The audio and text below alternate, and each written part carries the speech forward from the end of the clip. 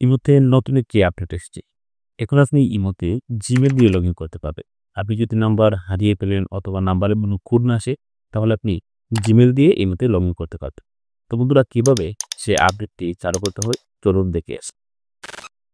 তো এর জন্য ১ম এ আমরা ইমোতে চলে আসবো। ইমোতে আসার পরে উপরে যে প্রোফাইল আইকন আছে, এই আইকনটাতে ক্লিক করব। তারপর এখান থেকে সেটিংস অপশনে ক্লিক করব। সেটিংস অপশনে ক্লিক করার পরে এখানে অ্যাকাউন্ট এন্ড সিকিউরিটি এই অপশনটাতে ক্লিক করে দিব। তারপর এখানে যে একটি অপশন আছে লগইন জিমেইল এই অপশনটাতে ক্লিক করে দিব। তারপর এখানে যে এড অপশন আছে এই অপশনটাতে ক্লিক করে দিব।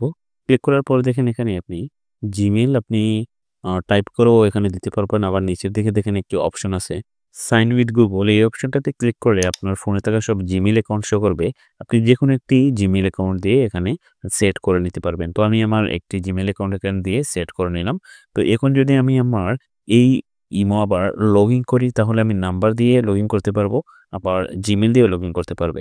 তো বন্ধুরা এই প্রসেসে আপনি ফোনের মধ্যে জিমেইল সেট করে নিতে পারবেন। ইমের মধ্যে জিমেইল সেট করে নিতে পারবেন। তো এই ছিল আজকের ভিডিও। ভালো থাকবেন, সুস্থ থাকবেন। আল্লাহ হাফেজ।